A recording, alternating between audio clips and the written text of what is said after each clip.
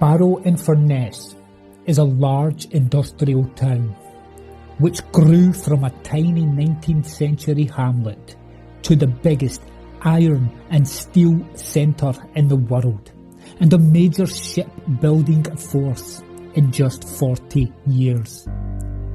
There has been many attempts of demoralising Barrow in Furness, such as during World War II, when Barrow was a target for the German air forces looking to disable the town's shipbuilding capabilities. But there was one thing that truly put a dent in the morale of the people from Barrow in Furness. A man from within their own community. A man who brutally and savagely murdered two little innocent girls. This is the story of Thomas Lionel Burns, the hunchback cannibal from Barrow in Furness.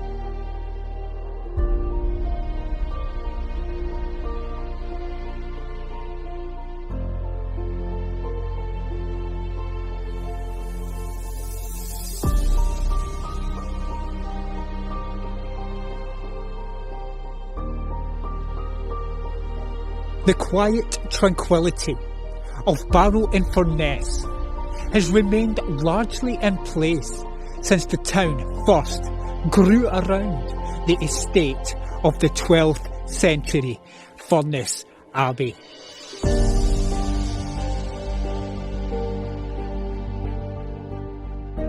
Furness Abbey was founded almost 900 years ago and was once the largest and wealthiest monastery in the northwest of England.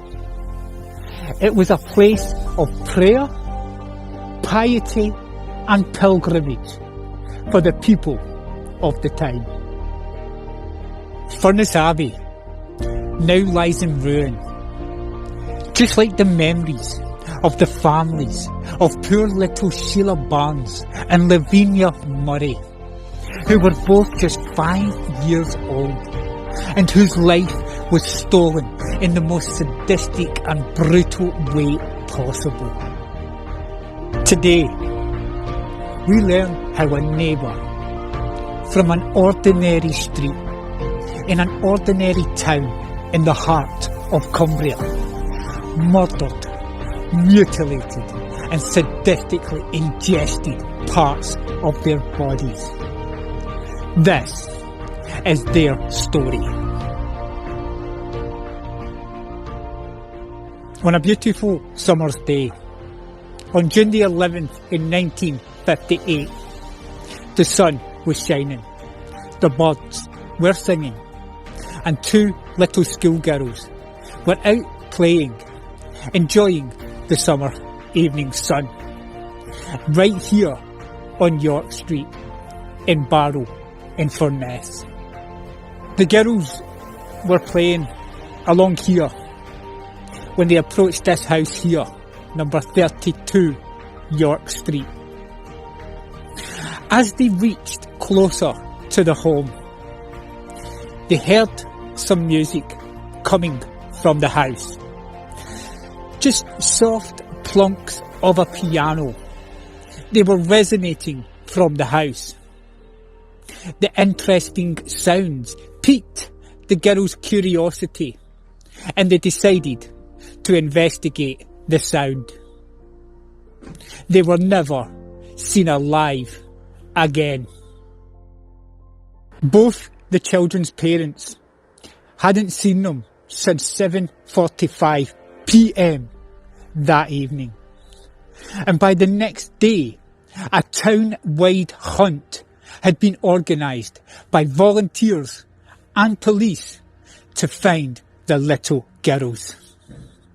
Frogmen were brought in to search nearby rivers and the nearby reservoir. Near the home, while the police employed sniffer dogs and even the sea cadets to help. Police and volunteers were searching everywhere, even knocking door to door. On the afternoon of June the 12th, Detective Constable Mountford, he called at number 32 York Street, a home which had drawn his attention because all of the blinds were closed when he went to knock, and there was no reply whatsoever. So he called again in the evening, and the hunchback form of an elderly man called Tom Burns answered the door. The policeman asked if he could help in their inquiries regarding the two missing children. Tom Burns replied, "No, I am sorry. I cannot. I only wish I could. It's a bad business." DC Mountford asked Tom Burns if he had any outhouses in the back of the house that were not used regularly. And Burns said he had one, but he checked it and no one was there. So the policeman asked if Tom had been out at all the night before. And Burns replied, no, adding that he had gone to bed at 5 p.m. that previous evening. He also said that he knew someone was knocking at the door earlier in the evening, but he was lying down due to his ill health. The policeman, he then left him, asking him to call him if he found anything out. Burns had obviously piqued the interest of the authorities, because a Lancashire constabulary officer returned to the home again on June the 13th at 10:25 a.m, 2 days after the girls had gone missing, and he asked to come in. Burns let him in. The policeman asked him about the girls, to which Burns replied, "Yes, I heard about it. Isn't it terrible? I think someone has taken them away in a car." The policeman asked if any children had called at his home, and Burns, he said no. It is at this point that Burns' grasp on reality seemed to slip, telling obvious lies. Telling lies seemed to come naturally to him.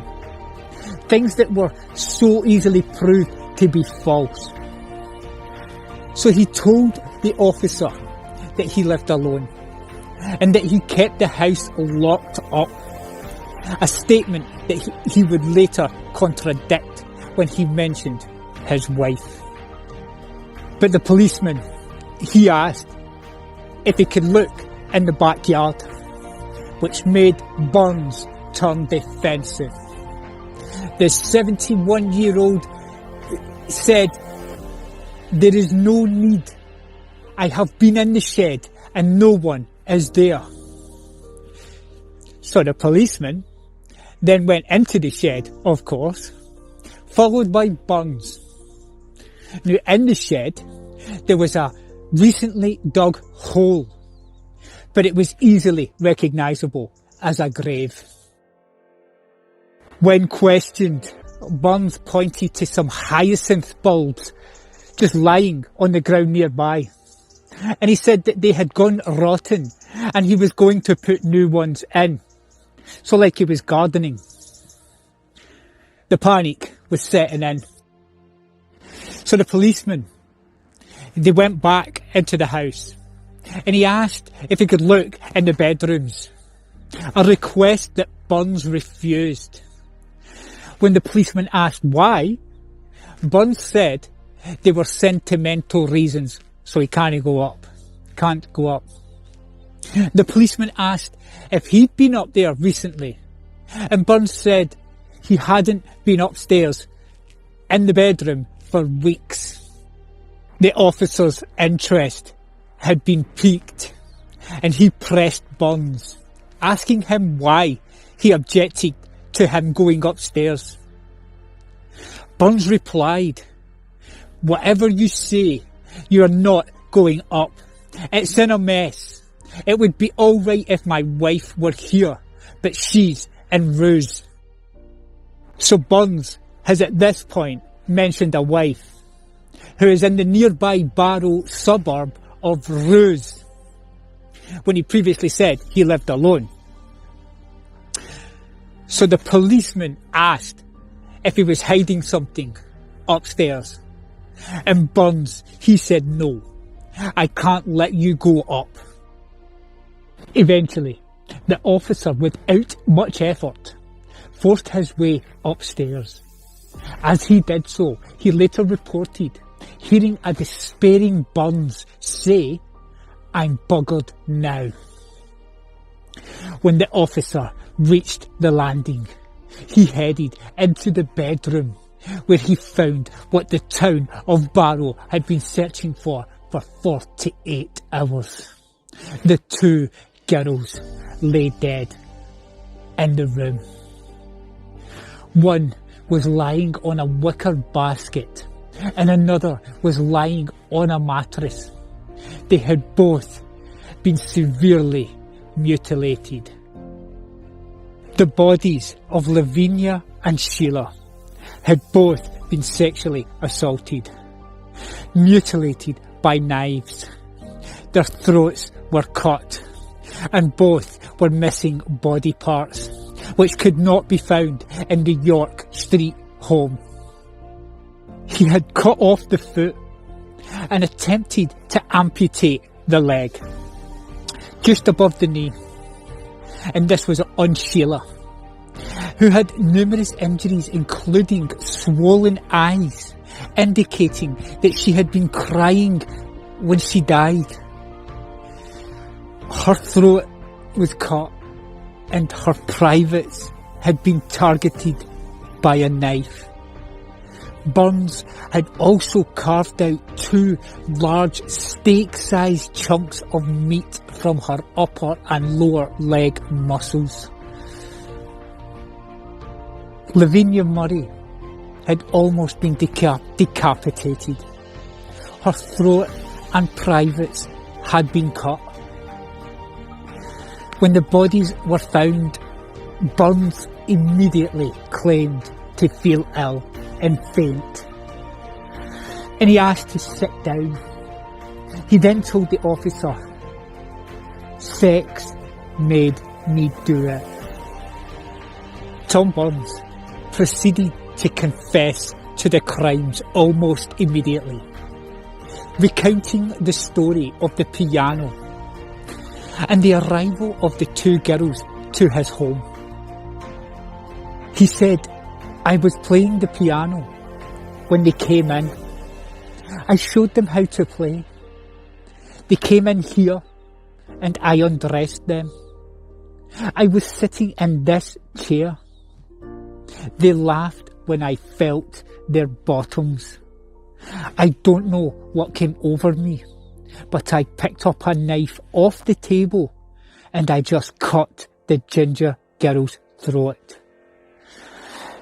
The other one laughed at me. She was standing over there. I cut her throat."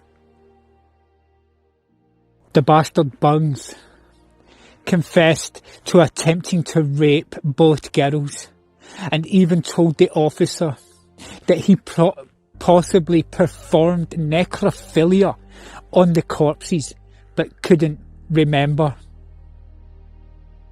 But the most gruesome confession was saved for last. Before officers clamped Burns in handcuffs and led him from 32 York Street to be formally charged, the 71-year-old told the officers that the day after he had killed the girls, he had cut off Sheila's foot, which he was going to roast and eat. Officers actually found a plate in the house with the remains of some meat dish spread across it. The meat later tested positive for human blood. Burns had eaten parts of the girls. Police also found buckets that tested positive for blood that had been recently painted, and they were still wet, as well as a dishcloth. Burns had tried to drain their blood. When Burns was arrested, a massive crowd of residents turned up at the door at number 32 York Street, and they threw bricks through that window. Angry and devastated at the loss of two innocent children brutally murdered by this horrible, disgusting and evil man. They wanted him dead. The one picture we have of Burns shows the frail, baffled old man who had a hunched back being taken from his home, surrounded by tall figures of officers protecting him from the justified angry crowd seeking revenge. 100 people stood in the gallery when Burns sat in the dock between two uniformed officers. He was charged and gave no reply before being remanded until July the 23rd at Walton Gaol in Liverpool. In October, Burns was brought before the Lancaster Assizes for trial. Proceedings were rather short-lived. It was becoming clear that Burns' sanity was not just shaky, but wholly depraved. So the jury at Lancaster Assizes found him to be insane and unfit for trial, leading to Burns' incarceration at Broadmoor Hospital for the criminally insane. There are no records of what happened to Tom after he was institutionalised at Broadmoor.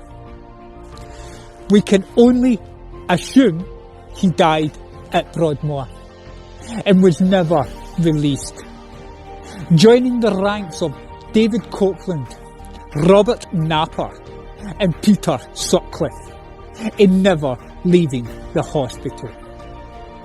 But the memory of Burns' crimes lived on. So there you have it, folks. The evil and sadistic story of Tom Lionel Burns from Barrow and Furness, and what he did to two 5-year-old girls, Sheila Barnes and Lavinia Murray, on a summer's evening in 1958. One of the most horrific stories I have ever heard, and a tragic ending. Absolutely. No human being deserves that ending, let alone two innocent 5-year-old angels. Absolutely crazy. Now, a man in his 70s doesn't just wake up and think, I'm going to kill and eat people. He must have done this before, no doubt.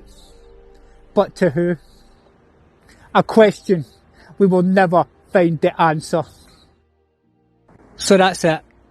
That's the tragic tale, guys. And it's a horrible story to tell. But when I read it, I felt it certainly needed sharing. It was one of the most horrible stories I've ever heard.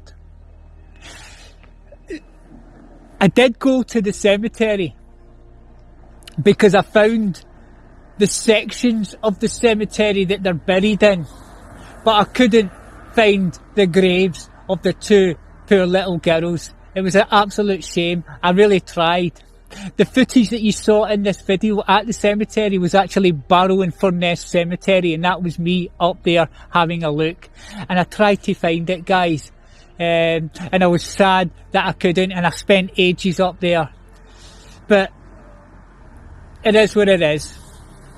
So, I'd like to take this opportunity, guys, and thank you so much for tuning in and watching this story. It's one of those where I shan't say I hope you enjoyed it, but I hope you found it somewhat interesting and intriguing, and no doubt join me in hoping that son of a gun rots in hell, the horrible son of a bee. But anyway, so thank you very much, folks. I really do appreciate it. Until next time, you all take care and all the best.